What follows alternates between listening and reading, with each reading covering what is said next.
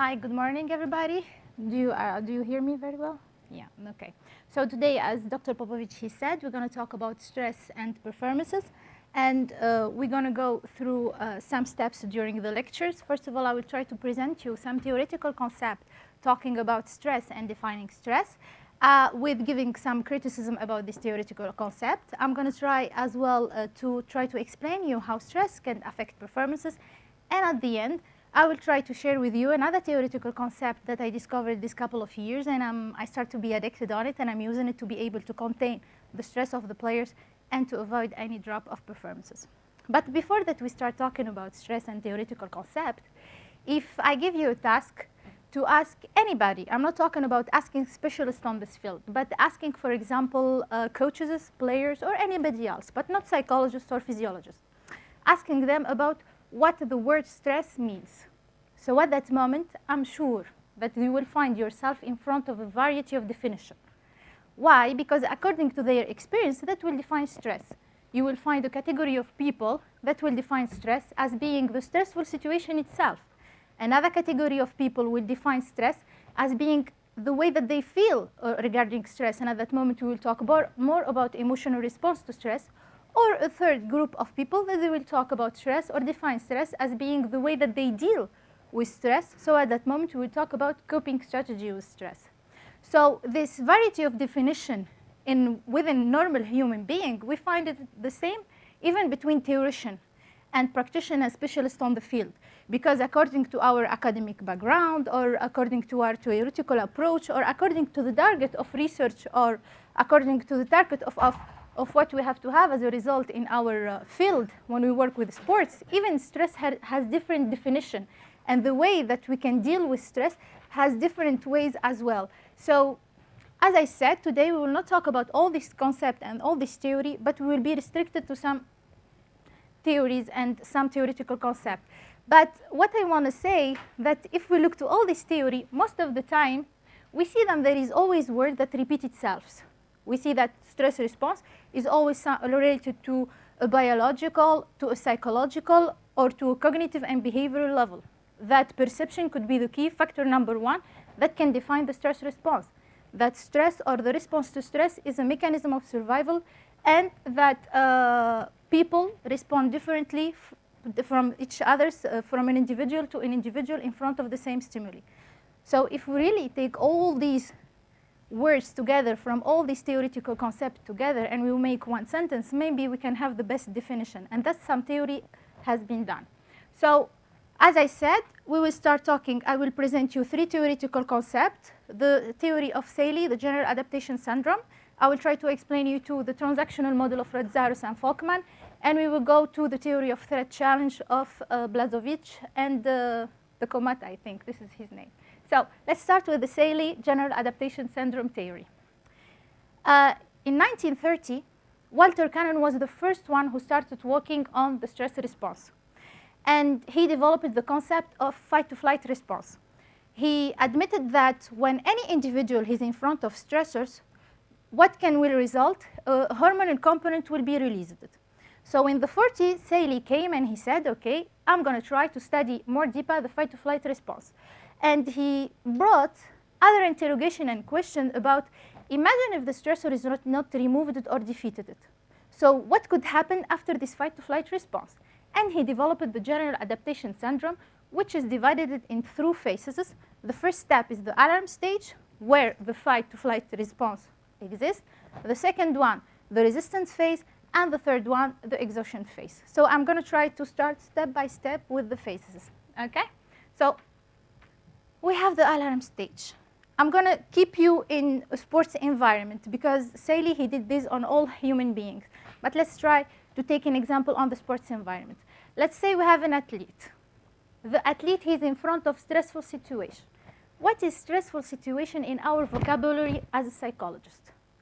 Any stressful situation for us psychologists is any demanding practice. I'm not just talking here about physical practice. Eitherwise, even if I'm talking about physical practice, already it needs a mental abilities to be able to do the physical practice. Without brain, we cannot move our body. So any demanding physical, mental practice, it could be in terms of a new skill, like kicking a ball, dribbling, or jumping.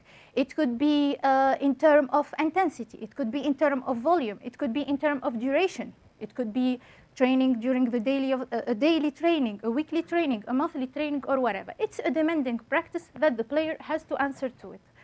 So what happened just when the player is in front of stressful situation? What happened is that the frontal lobe will shut down, according to Selye.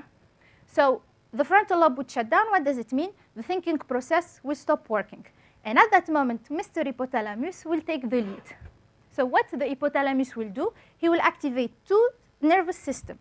He will activate the sympathetic nervous system, and he will activate the adrenal cortical system.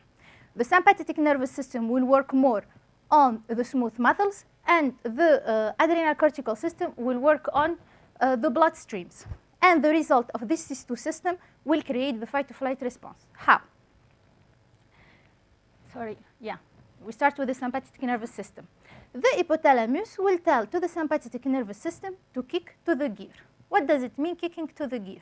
He will ask him to let the body tense up and the body speed up. How?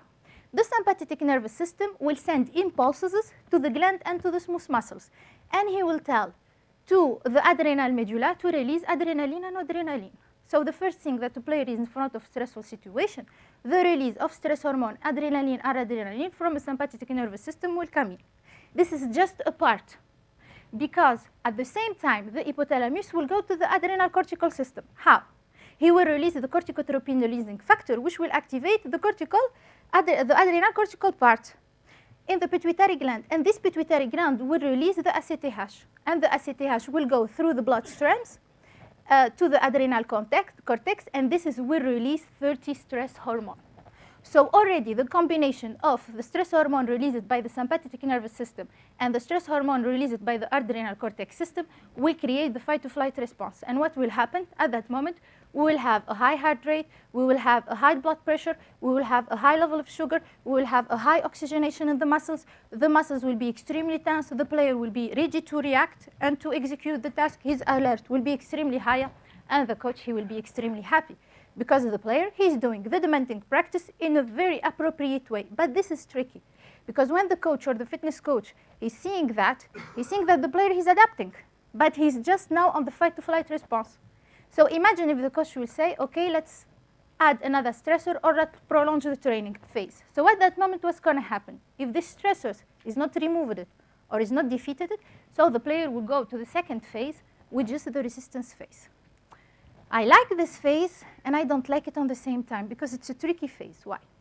Because on the same time, at this phase, the player can be on his optimal performance level, and he can have the peak performance level. How?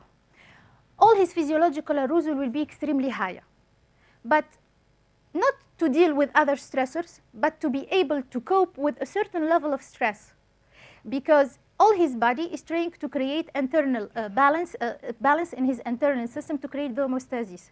So all his physiological arousal already are focused to defeat the fight-to-flight response effects. But the coaches is not seeing this. So what he say, this player is adapting on this level of intensity of training or on this demanding practice, so let me prolong this training and let me add another demanding practice. So at that moment, his tolerance to stress hormones and because he doesn't have enough resources to be able to support another stressors, what will happen? He will get to the exhaustion phase. At that moment, he will have a high increase in intolerance to stress hormone until collapse. And at that moment, we can hear a lot of words like overload, overtraining, sometimes the famous word of burnout, or adrenal fatigue, or the inexplicable decline of performance, etc., etc. So this is the general adaptation syndrome that I try to schematize in a sport environment. I really like Selye's theory. Why? Because he gave us a very description and a very precise description about all physiological response that can happen when an individual in front of stressors. And he explained us that when we increase stress, we increase physiological response until collapse or exhaustion. And he gave us a very scientist-based evidence because he did all his research on laboratory. But the limitation of Selye is that, yes, he did laboratory research, but on rates, on animals. So he didn't did it on a human being. And he really emphasizes the physiological part. And he forgot something very important in our eyes as a psychologist, which is emotion and cognition, because which make us different from an individual to an individual one. And what makes our even physiological response in front of the same stimuli different from in an individual to another one is how we are treating our cognitive appraisal and how we perceive situation. So for that, I will try to share with you the second theoretical concept, the theory of Lazarus and Folkman about the transactional model, talking about stress and coping strategies. What Lazarus said. Lazarus, he said that stressors can come from internal or external environment, and stress create an imbalance within the human being, and this imbalance will upset the human being, so this individual will try to find and to use all his coping resources to be able to create the balance. But what is coping resources for Lazarus? The coping resources for Lazarus are all defense mechanisms that any human being can use to create a psychological balance and to be able to get back the equilibrium that he lost. And he explained that cognition and perception are the most important key affecting the response to stress. How? He explained that the cognitive appraisal and the way that an individual appraises the stressors, they help to determine the quality of and to determine the effect of the stress response through three phases: through the primary appraisal, the secondary appraisal, and sometimes through a reappraisal. How? Let's say we get back to the next example. We have a player in front of stressful situation, a demanding practice. The first thing that the player will do, he will do a primary appraisal. What does it mean? He will try to perceive this situation. This is happening in his brain. Huh? It doesn't take even seconds. So what he's going to do? He will appraise this demanding practice, this dribbling or this feinting or penalty, etc., as extremely stressful or not. If it's not stressful, this is great. The player will continue his life and he will do well. If it's stressful, at that moment, he will do a second appraisal. He will appraise if he has enough coping resources or not to respond to the stress. If he have enough coping resources, at that moment, we can talk about positive stress, and he will have a good performance because the stress was positive, as Selye is saying it. If he doesn't have enough coping resources, at that moment he will do a reappraisal. He will reappraise the situation and the stressors again, and at that moment, maybe because he doesn't have enough and healthy coping resources, he will experience what Selye explained in his theory, the collapse and the exhaustion phase, and he will be in this vicious circle, in this vicious cycle, trying to respond to the stress with unhealthy coping resources, reappraising it as extremely stressful, and continue it to it. So this is Lazarus' theory. I like Lazarus' theory too. Why? Because he gave importance to the cognition, so he gave importance to the psychology. He related the psychological appraisal to physiological response and attributes, but even Lazarus has some limitation. In what sense he really emphasizes the psychological part. Even if I'm a psychologist, I should not just think on the cognition or on the psychology part. I have to relate body and brain, mind and brain, cognition and emotion together. So yes, he spoke about certain effect on physiological part, but he didn't describe it. He just mentioned it. And he was more focused on the psychological part. So that's why I really try to read through articles what theory could relate physiology and psychology and put it together. Because if we have all the physiological background, it will be much more better to have all the psychological background as well and mixing it together for the benefit of the player. So then came the theory of threat and challenges of Blazovich and Tomaka. Blazovich and Tomaka, they said what Lazarus and Folkman did was great, talking about the cognitive appraisal. And they really encouraged their theoretical concept. And they wanted to work more deeper on it by adding the fact that cognitive appraisal has effect not on the direction of the sympathetic nervous system, but has effect on the quality of the direction itself. How? They explained that the cognitive appraisal of the stressor itself could be done in two ways. For example, the player in front of stressful situation, he will perceive the situation as being a threat or as being a challenge. If he is appraising and or is he perceiving the situation as being a challenge, at that moment, yes, it will be an activation in the sympathetic nervous system. It will be activation in heart rate, increase in heart rate, but it will be no change or reduced peripheral resistance, which would mean no increase in blood pressure. But if the player is perceiving the situation as extremely stressful and as a threat, at that moment, increase in sympathetic nervous system activation, increase in heart rate, and increase in peripheral resistance with increase in blood pressure, which will explain all the physiological symptoms of fight to flight or of collapse. And then something else came after Blazovic and Tomaka. Hopful came to the pictures, and he said, I want to add something to this theory. He added two concepts, the perceived control concept and the resources concept that I like. Why? He explained not only there is a cognitive appraisal in front of stressful about threat or challenge, but as well if the player has some control on his own resources to be able to deal with stressors. All this happens in the brain in, let's say, even if I'm talking for too long, but this has happened directly in the brain of the individuals. So the perceive of the resources, if the player have enough resources to deal with the stressor, the appraisal, will influence as well the quality of the physiological response later.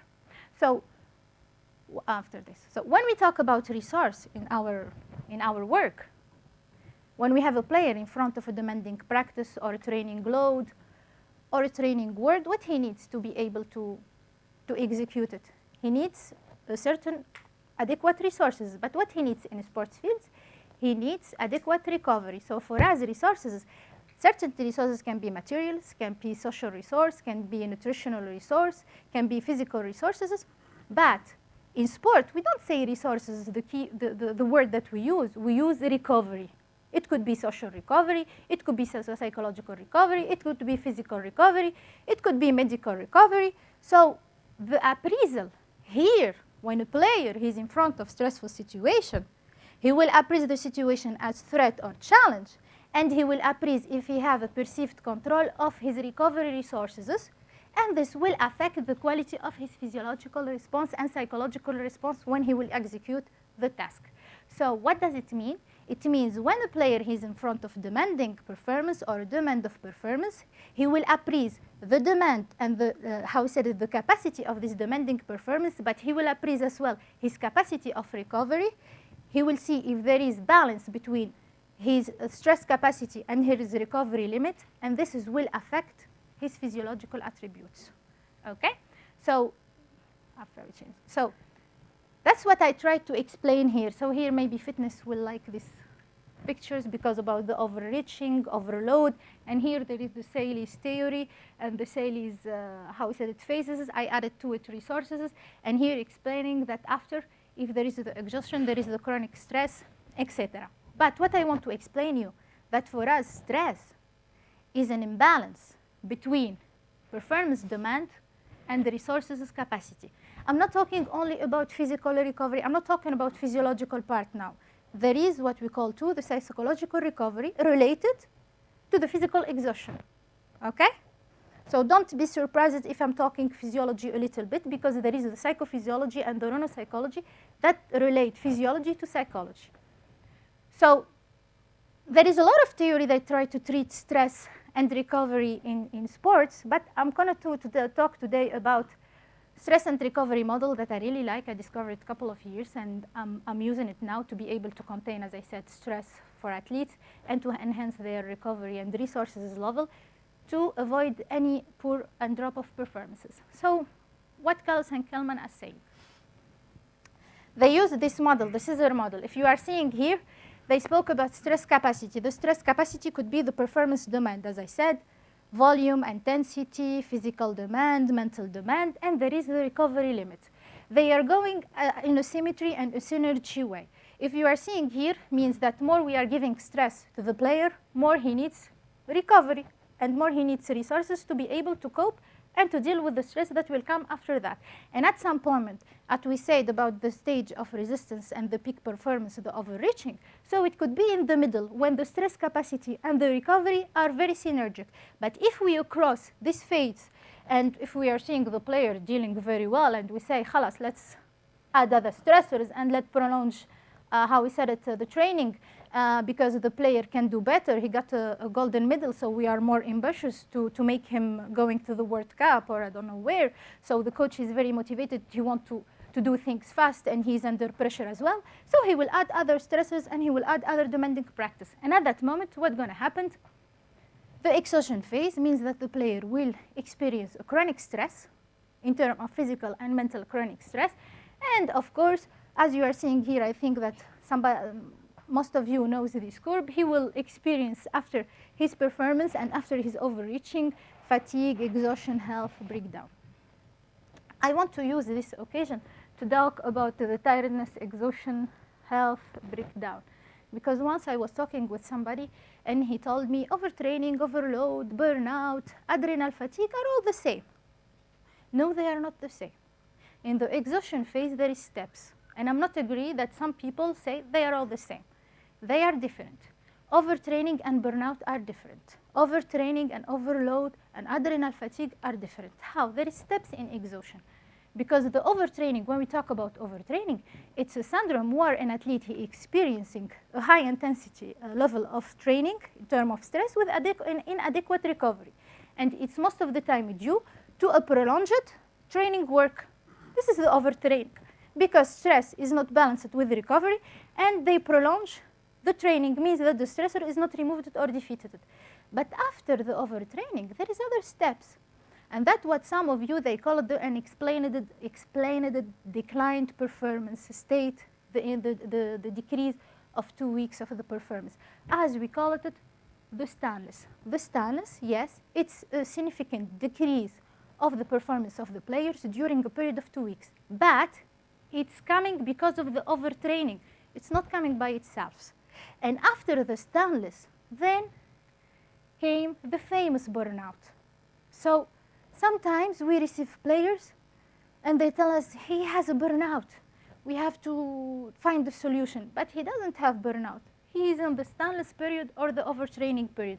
A burnout, it's a psychological syndrome of emotional, how we said it, withdrawal and emotional and a loss of self-accomplishment, and related to physical withdrawal. Why this physical withdrawal and why this stillness? Because the activity and the sport activity is not a pleasure anymore. And it's bringing him a certain dissatisfaction. So at that moment, he will become in the burnout. And after the burnout, if we don't treat the burnout, because it starts to become more psychological here, then we have the dropout.